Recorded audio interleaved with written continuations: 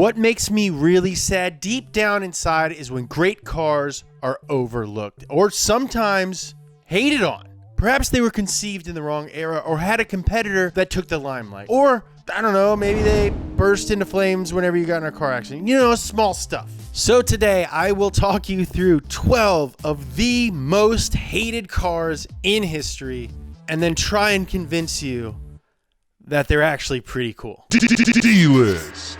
Number 12, Mazda Miata. Some people out there think that the Miata is too small, too slow, and I can't even believe that I'm saying this because they use it in a derogatory way, that the Miata is a hairdresser's car.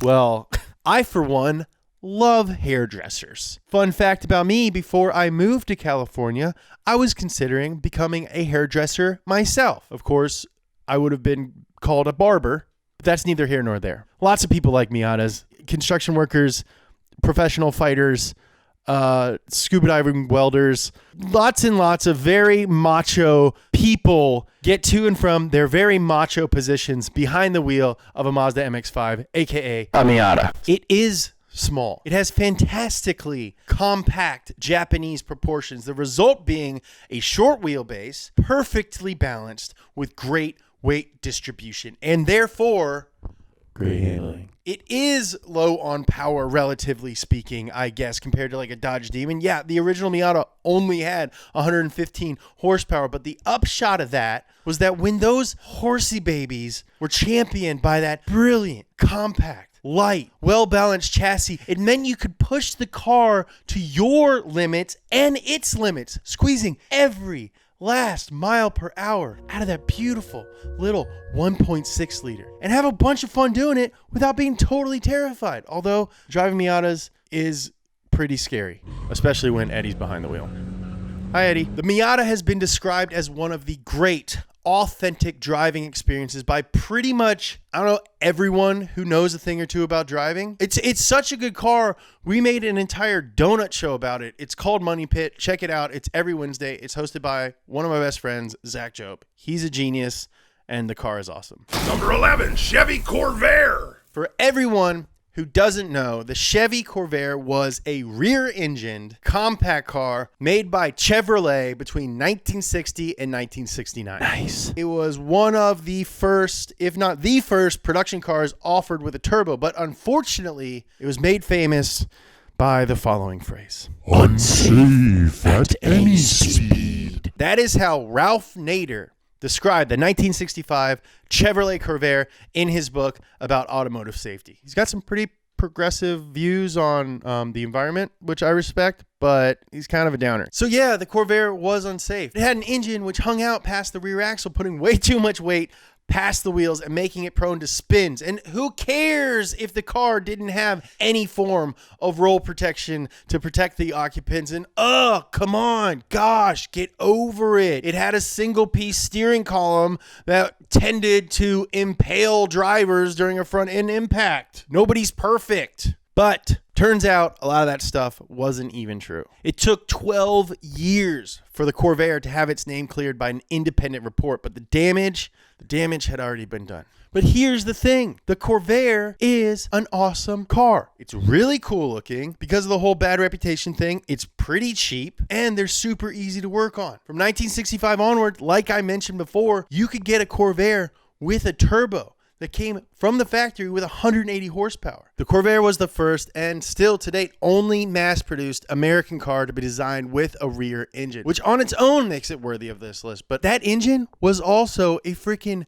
air-cooled flat six. It's basically a Porsche 930. By the end of its production run in 1969, you could buy a CORVAIR as not only a coupe, not only a convertible, but a sedan, a station wagon, even a freaking pickup truck. And you don't have to take my word for it. I'm just an idiot on the internet. Take my older brother Jay Leno's word for it. He said that the Chevy CORVAIR is one of the 10 best cars that GM has ever made. You know how many cars GM has ever made? More than 10. More than 10.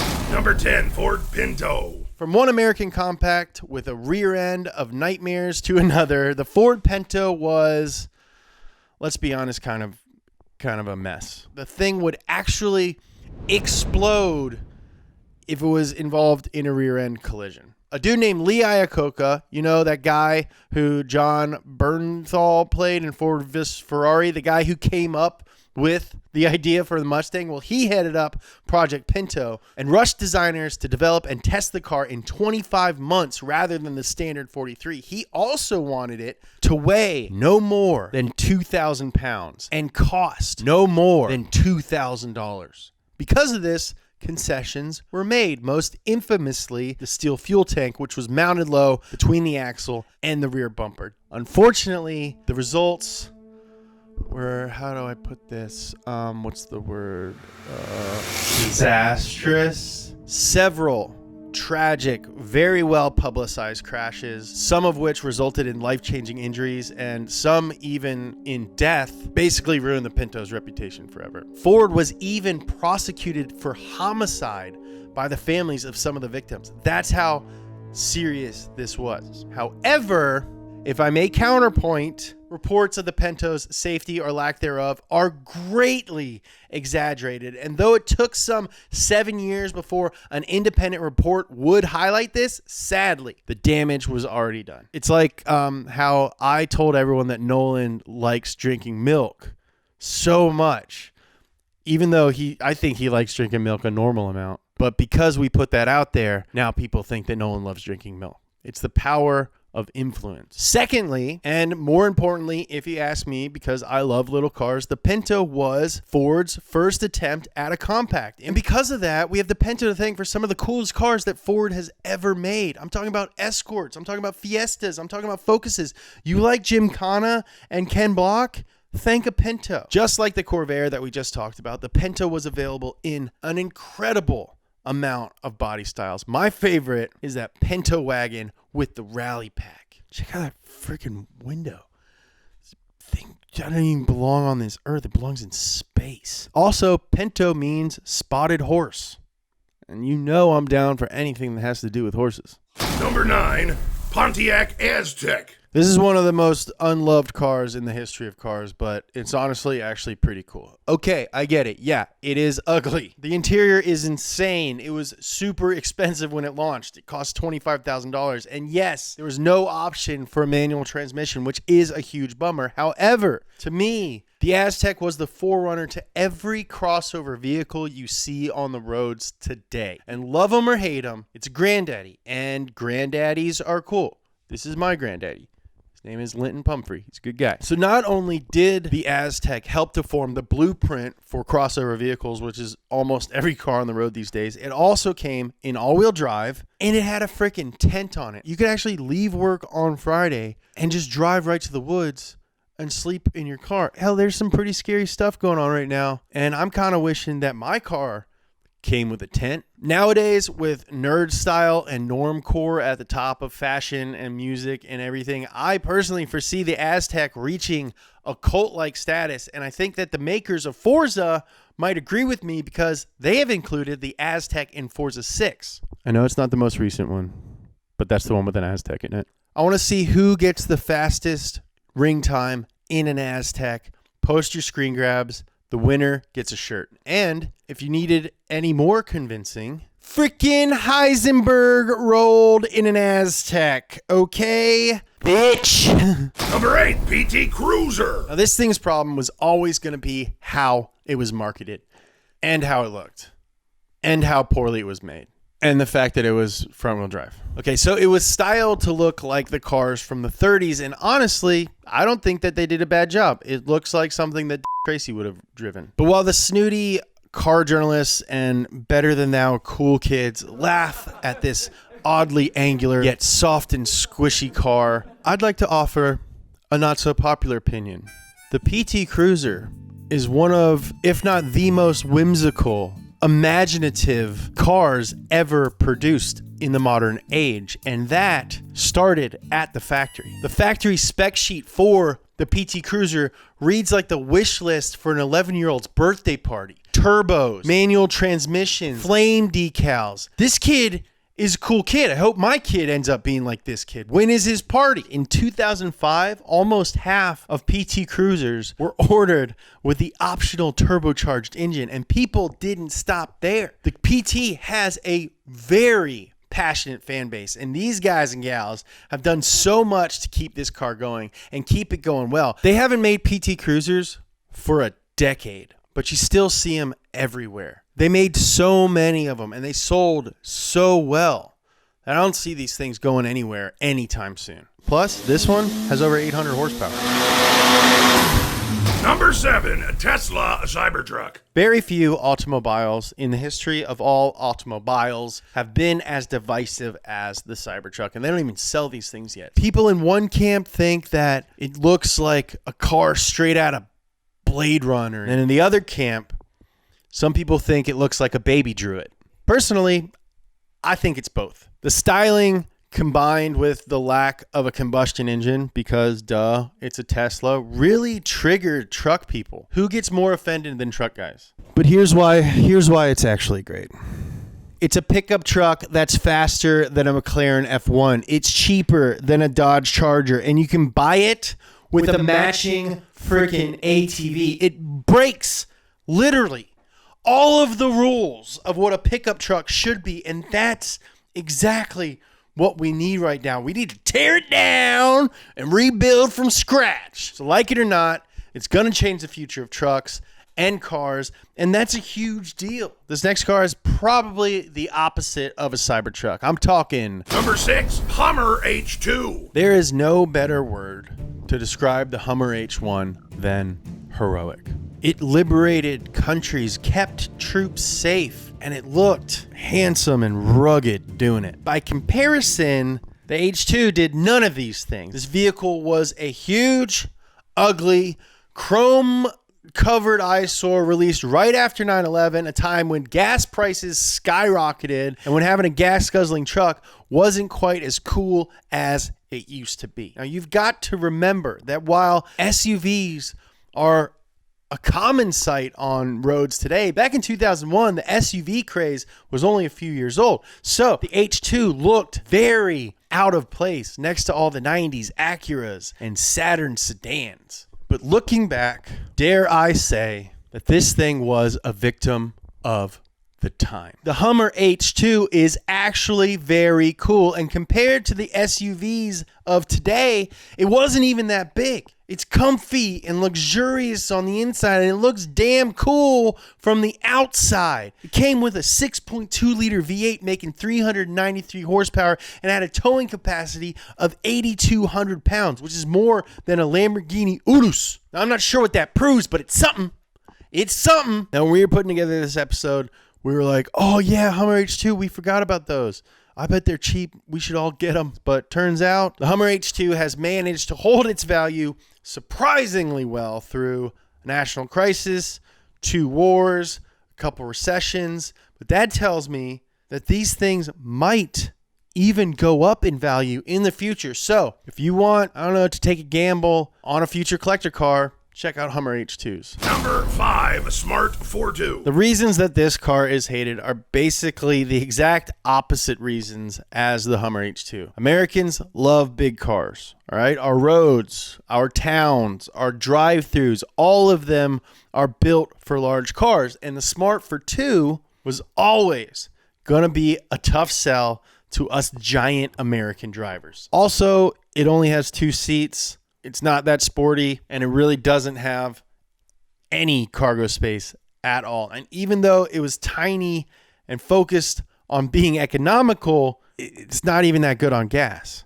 For a while there, it was kind of embarrassing to be seen in one. But for all of its faults, the Smart FORTWO challenged conventions. It might not have made sense for the vast majority of people, but it was cheap and it could fit into impossible parking spaces, making it a must-have for people who need tiny parking spots. Plus, may I add, the number one reason why I have added this car to this list. You can put a Hayabusa engine in it. Number 4, Chevy SSR. Yes, the Chevy SSR is very weird looking. Yes, I don't think it quite understands what it is. It was a convertible, but also a truck. It didn't make any sense, but that's why I love it. A freaking truck drop top. That's literally the most awesome combination ever. Now, imagine how much easier that would make the daily chore of rustling your sheep. You can just yell at them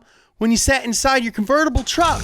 Get in the truck, you damn sheep. Early models suffered from low power, but in 2005, Chevy totally redeemed themselves and dropped in a 400 horsepower LS2 with a 6-speed manual. Did you even know that was even possible? That's right, 400 horsepower, 400 pound-feet of torque, 6-speed with the fun lever on it. Why are we looking at this as like some weird old man collector car when really it's Chevy's response to the Ford Lightning, which is the other coolest pickup truck that's ever made. But nobody hates those, so it's not on this list.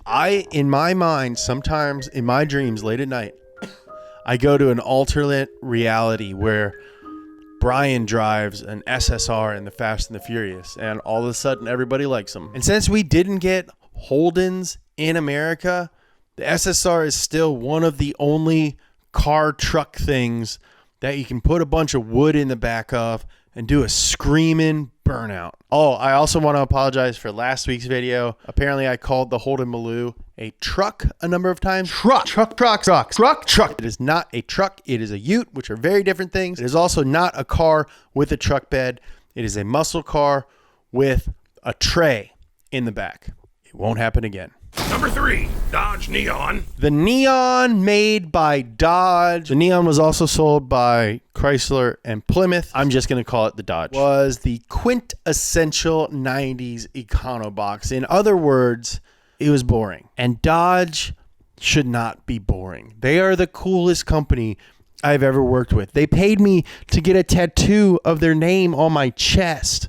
My girlfriend won't even do that, and she's the coolest person I ever met. Hardcore Dodge fans didn't want a cheap, efficient, front-wheel drive car. However, the Neon did have a saving grace. I'm talking about a little thing called racing. The Neon is one of the cars that dominated autocross in the late 90s and early 2000s. It was light, which made it fast, and had really, really surprisingly good handling. It held its own and successfully defended America in a compact car market, which was full of imports like the Civic and the Sentra, and that helped endear it to millions of people across the country. Also, it came in a bunch of really cool different versions, like the ACR, the RT, and the top of the line SRT4. I swear to God, once a week, I open up Facebook Marketplace and look for an SRT4. It went 0 to 60 in 5.6 seconds, which is very fast for a compact of the time, and it had a top speed of 153 miles per hour. It was faster than a Chevelle 454 SS. It was one of the first cars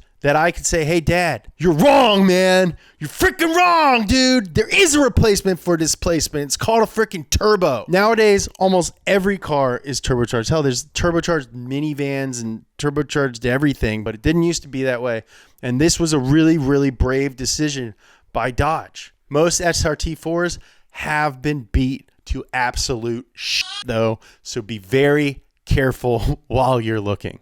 Number 2, Honda Ridgeline. If there's one thing that can bring Ford, Chevy, and Dodge people together, it's that they hate the Honda Ridgeline. Now, with a name like Ridgeline, you'd expect this Honda truck to be able to scale peaks, traverse tricky mountain passages, and brush off knocks, bumps, and scratches like they were nothing. That's not really the case, but I still like this car. Now, hardcore truck guys hate the fact that this truck has a unibody construction as opposed to the body on chassis that is more common in big trucks. It also has a transverse mounted engine, and worst of all, front wheel drive. Ridgeline's all wheel drive would eventually kick in if you went off-road and needed the extra traction, but for many, this was just like too much to take, man. To them, this was a modified minivan, and they didn't want anything to do with it, all right? But I got a news flash for you, pal. That was sort of the whole point. That's what made the Ridgeline so great. Rather than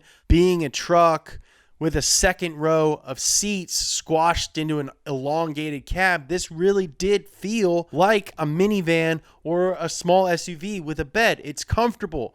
It's spacious. It's got great gas mileage. And just like every other Honda, it's insanely reliable. Even if you go off-roading, which most people who own trucks and SUVs don't do, you still spend 90% of your time on the road. What, just because I want some open air cargo space means that I have to pretend like I'm an adventurer? No, this is a great city truck. My friend Nick Thune drives one. Hello, Nick Thune. Check out his comedy albums or something. Number 1, Toyota Prius. Finally, my lovelies, we have reached number 1, the number 1 most hated car that I actually think is awesome, the Toyota Prius. Now, Prius, translated from Latin, means first, which is exactly what it was in everything except for any drag race or beauty contest that it ever entered. The Toyota Prius was the car which brought affordable, efficient, ecologically responsible hybrid power to the masses. In fact, due to their popularity as Ubers, I feel confident in saying that every person in the US has probably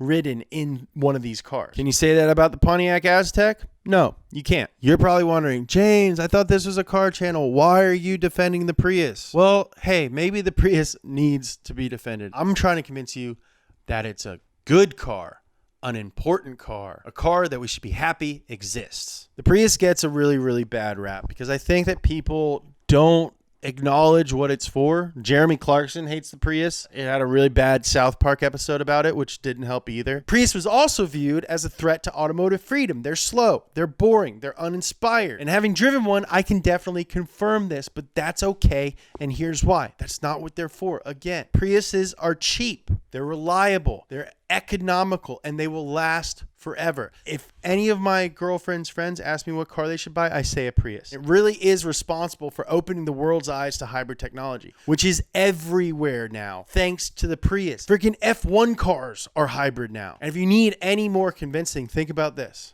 Every car manufacturer has a fleet CO2 emissions target, which they have to stay under in order to sell cars around the world. And if Toyota didn't have the Prius bringing their emissions average way, way down, they might not have been able to give us the new Supra. So next time you look at a new Supra, thank a Prius.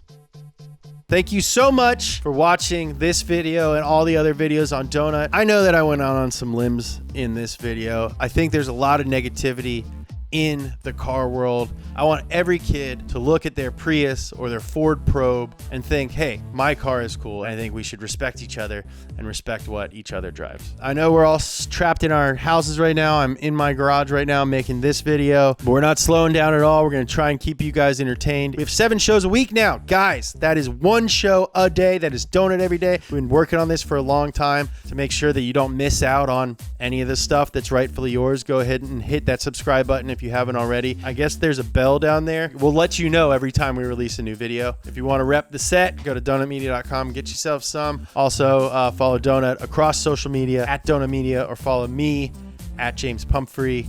This is a trip. Stay safe. I love you.